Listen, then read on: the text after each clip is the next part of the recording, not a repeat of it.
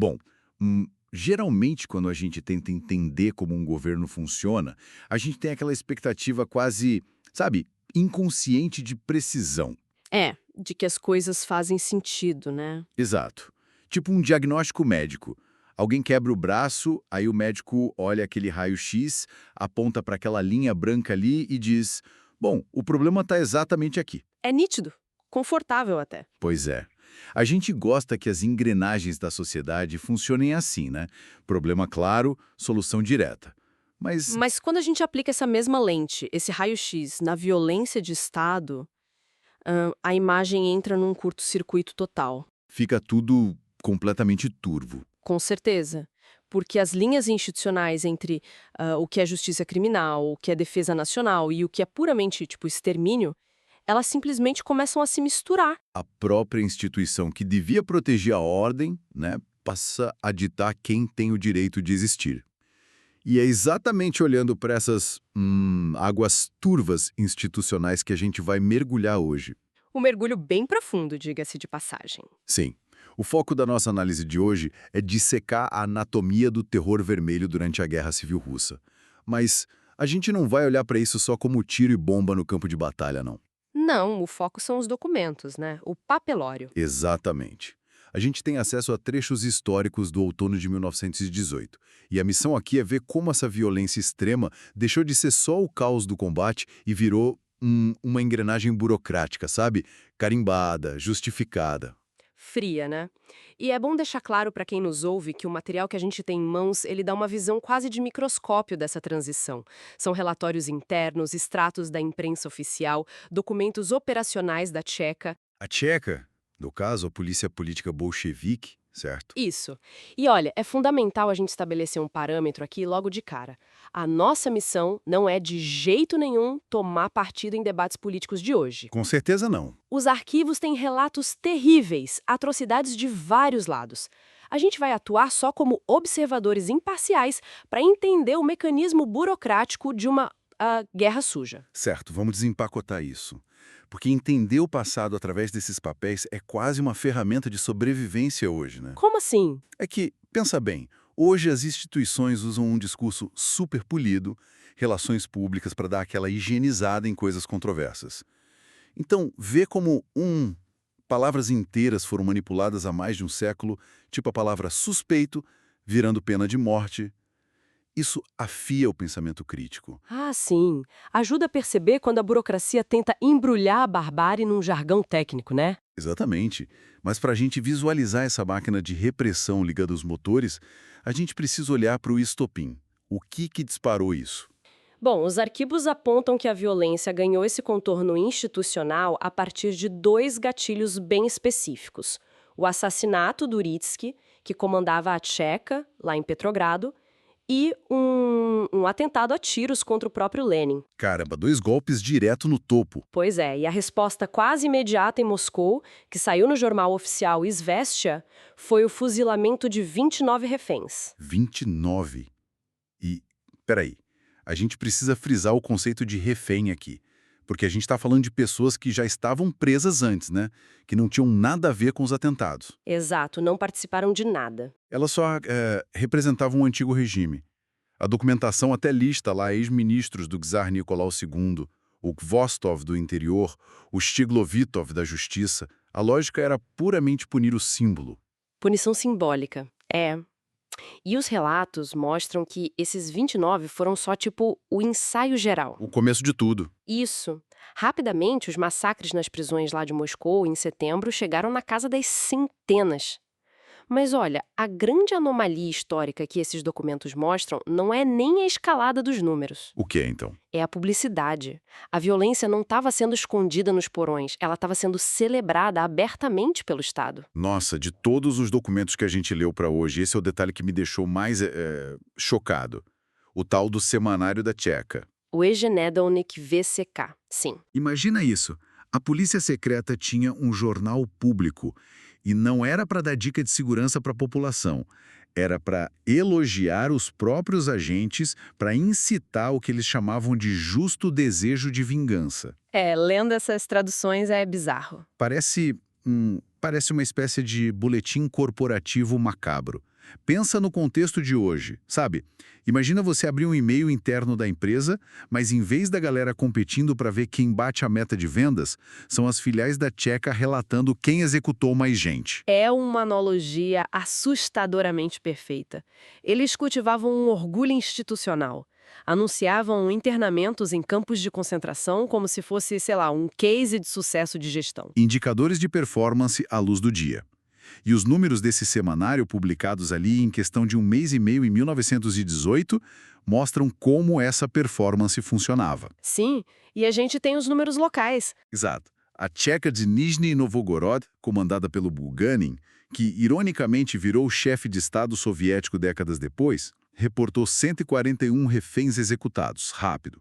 Em Viatka, mataram 23 ex-policiais, 154 monarquistas e até 10 mencheviques. E vale fazer uma pausa nessa palavra menchevique. Por favor, porque aparece muito nos arquivos. Para quem não está com o mapa político da Revolução Russa fresco na memória, os mencheviques não eram apoiadores do czar. Eles eram, na verdade, os rivais socialistas mais moderados dos bolcheviques. Quer dizer, a máquina já estava devorando a própria esquerda, não só a velha nobreza. Exatamente. A rede estava ficando cada vez mais ampla. E a precisão nos relatórios mostra isso. Lá em Sebsk, uma filial relatou o fuzilamento de kulaks, que eram os camponeses donos de um pedacinho de terra, vistos como inimigos e, pasme, mataram um padre. O crime do padre. Ter rezado uma missa em memória do czar executado. Só isso. E em Penza, a coisa perdeu de vez a proporção. Por causa da morte de um único operário deles, a Tcheca executou 152 soldados do Exército Branco. 152 por causa de um? É atordoante a velocidade dessa carneficina. Tudo isso em questão de semanas. E aí a gente se pergunta, né? A Rússia nunca foi um lugar exatamente pacífico. Como é que essa matança se compara com a época dos czares que eles tinham acabado de derrubar? Essa estatística é um dos pontos mais reveladores da fonte. Olha só, em 92 anos do Império Tsarista, entre 1825 e 1917, eles emitiram umas 6.321 sentenças de morte por crimes políticos. Certo, uns 6 mil em quase um século. Isso. E em poucas semanas, no outono de 1918, a máquina bolchevique executou o dobro ou o triplo disso. Caramba! Em semanas? Semanas. E tem um detalhe burocrático vital aí. Sobre os czares, muitas sentenças tinham apelação e viravam trabalho forçado. Na Tcheca, não tinha processo, era sumário. O que nos leva àquela citação do Martin Latsis, um dos dirigentes da Tcheca. É quase alienígena o cinismo do cara. Ele estimou que mataram umas 4.500 pessoas no segundo semestre de 1918 e argumentou que o único erro deles não era o excesso, mas a insuficiência de mortes. É de gelar o sangue. Demais. Ele dizia que, uma mão de ferro sempre diminui a quantidade de vítimas. A lógica é totalmente distorcida. Mas essa é a espinha dorsal do terror preventivo, sabe? Eles acreditavam real que matar milhares hoje, sem julgamento, ia poupar dezenas de milhares amanhã, evitando uma contra-revolução. É a racionalização máxima da barbárie. Utilitarismo puro. Exato. E os historiadores no texto chamam essa mudança de paradigma na justiça de uma revolução copernicana. Que é um termo que a gente costuma ligar ao iluminismo, à ciência, né? Mas aqui descreve uma inversão jurídica assustadora. A justiça parou de olhar o que a pessoa fez, a ação dela. E passou a punir a identidade. Quem a pessoa era. Eles introduziram categorias tipo inimigo do povo ou encarceramento profilático, que não precisavam de provas. Prisão profilática? Olha o termo médico de novo aí. Pois é. O Estado não perguntava o que você fez, mas qual era a sua classe social, sua profissão antes da guerra. Isso virava sentença e abriu o caminho para mandar todo mundo em massa para os campos de concentração. Só que essa teoria deles, de que era uma guerra de classes, só contra a burguesia, cai por terra quando a gente lê o relatório da fábrica de armamentos de Motovilicha.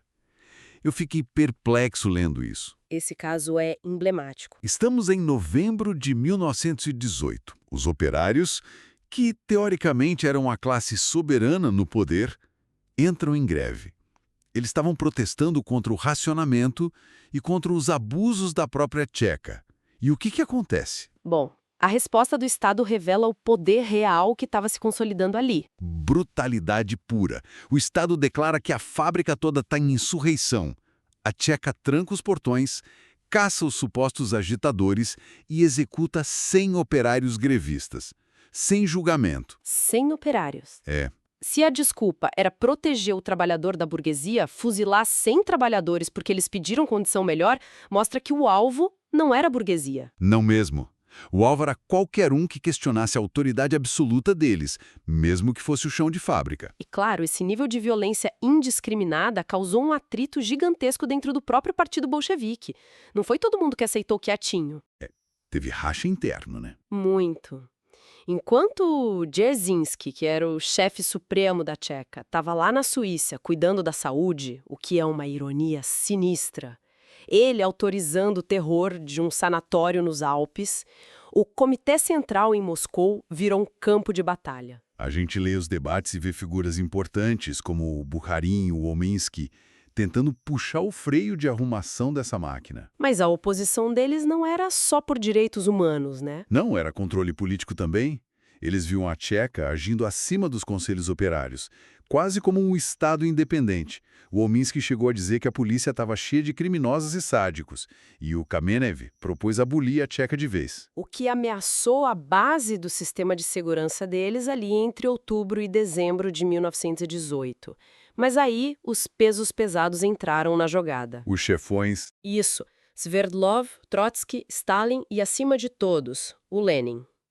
Eles criaram um escudo impenetrável ao redor da Tcheca. A defesa do Lenin é um estudo de caso absurdo de como a convicção radical blinda um líder de qualquer arrependimento. Ele não via a Tcheca como um mal necessário, né? Ele defendia como um instrumento sagrado. Exatamente. O Lenin tinha essa visão de urgência. A revolução estava cercada por todos os lados e a moralidade burguesa era um luxo que eles não tinham como pagar. Ele dizia que quem criticava não entendia a guerra de classes. Foi aí que ele cravou aquela frase de que um bom comunista é igualmente um bom tchequista. Ou seja, a violência não era um erro no percurso.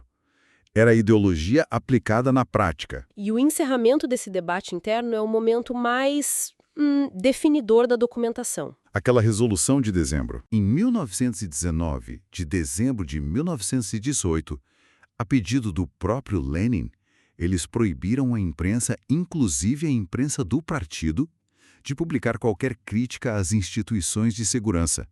Tudo era chamado de artigo calunioso. O impacto disso é monumental. Eles deram o atestado de infalibilidade para a Tcheca. Deixa eu tentar estruturar para quem está ouvindo o tamanho disso. Quando um governo proíbe até o próprio jornal de criticar a polícia, é o Estado decretando que a narrativa oficial importa mais que a realidade.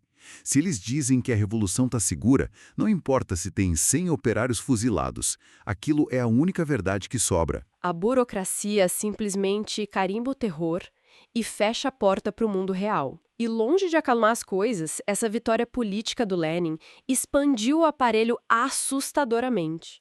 O aparato cresceu. Muito.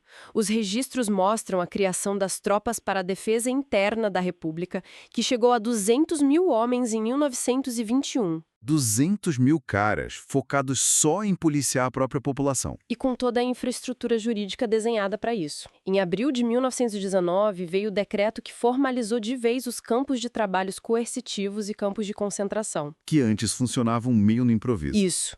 Eles padronizaram tudo. Tinha 16 categorias de cidadãos que podiam ser internados sem julgamento, desde ex-funcionários públicos até quem era acusado de vadiagem. O número de presos pulou de 16 mil para mais de 60 mil no fim de 1921. Com esse exército interno gigante e a rede de campos bombando, a natureza da guerra civil muda. Não era só tropa contra tropa nas fronteiras. A guerra passa a acontecer na praça, na fábrica, na fazenda. É a fase que a gente chama de guerra suja. É o fronte interior. E a dimensão disso é surreal. Era uma pacificação forçada da sociedade civil, reprimindo greves e esmagando os camponeses. Os chamados verdes, né? Isso, os exércitos verdes. Os camponeses estavam desesperados contra o confisco de grãos que causou fome em massa e contra o recrutamento obrigatório. Eles atiravam tanto nos vermelhos quanto nos brancos para sobreviver. E aqui a gente precisa manter aquele rigor histórico e a isenção que prometemos. Quando a gente fala da Guerra Suja, é imperativo lembrar que os bolcheviques não estavam num vácuo de crueldade. De forma alguma. Os documentos relatam com detalhes as atrocidades do outro lado, o terror branco. Generais casaristas, monarquistas, a fonte dedica um bom espaço para falar da onda de pogroms na Ucrânia, liderada por caras como Denikin e Petliura. É crucial definir o que foram esses pogroms. Não era batalha, eram massacres étnicos direcionados com um antissemitismo letal. Eles atacavam comunidades judaicas inteiras inventando que todos os judeus eram bolcheviques. As estimativas falam em 150 mil vítimas. 150 mil. Uma violência apocalíptica. Pois é, e sabendo que os dois lados estavam engajados nessa matança brutal de civis, a pergunta que fica para nossa audiência é: como os documentos diferenciam estruturalmente os dois terrores? Se todo mundo está morrendo, qual é a diferença para o historiador? A distinção que o texto faz não está no sofrimento, que foi absurdo para os dois lados. Está na engenharia institucional da coisa. Como assim? O terror branco, na maior parte do tempo, era um colapso total de disciplina. O Denikin até emitiu ordens condenando os pogromes, mas as tropas dele ignoravam completamente. Eram destacamentos militares agindo por conta própria, saqueando e matando sob a desculpa da contra-espionagem. Uma bagunça sanguinária. Isso. Em contraste, o terror vermelho não era falta de disciplina. Ele era a política central funcionando perfeitamente. Olha que bizarro isso. É teorizado por lideranças, organizado em burocracias, implementado como política de Estado antes mesmo do conflito militar esquentar de verdade. A diferença assustadora entre o caos armado e uma planilha letal. De um lado, os soldados fora de controle, do outro, um funcionário de escritório preenchendo um formulário em 3 vias para prender preventivamente 3.000 pessoas só com base na profissão delas. Essa simetria estrutural fez a máquina bolchevique ser muito mais sistêmica e duradoura. E a história mostra que desfazer o caos militar é questão de logística, mas desfazer um terror que tem carimbo oficial, selo de autenticidade, tribunal do Estado, isso leva gerações. Sintetizando então o que a gente viu nesses papéis amarelados da Tcheca. A gente viu a anatomia de um Estado policial nascendo. A burocracia publicando panfleto para glamorizar a morte. A mudança na linguagem jurídica, né? Exato. A justiça punindo simplesmente quem as pessoas eram, a existência delas. A gente viu o Estado fuzilando os próprios trabalhadores em greve, calando a oposição interna e transformando a rua de casa no maior campo de batalha dessa guerra suja. E se conectarmos isso com um panorama mais amplo, fica uma reflexão muito provocativa para quem está acompanhando a gente. Qual? A gente viu que a linguagem de inimigo do povo, os campos preventivos, tudo isso foi pensado e justificado antes do pior da guerra civil acontecer. O que levanta a grande questão. Será que as crises extremas, tipo guerras, pandemias, colapsos, será que elas realmente criam os estados tirânicos do zero? Ou será que elas só fornecem a desculpa perfeita? Exato. A desculpa inquestionável para ativar ferramentas de repressão que já estavam ali, quietinhas, esperando na gaveta dos burocratas. Uau! Isso altera fundamentalmente como a gente olha para soluções rápidas em momentos de pânico nacional. Sem dúvida. Voltando para o nosso raio-x médico do começo, quando o terror vira política oficial, o perigo de verdade não é uma fratura invisível na sociedade.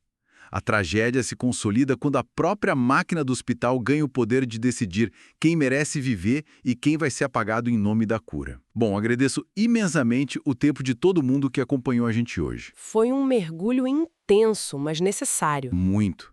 Acredito que a melhor ferramenta contra essa banalização do absurdo é continuar questionando e tentando entender o mecanismo por trás do que é oficial. Continue investigando e até a nossa próxima análise.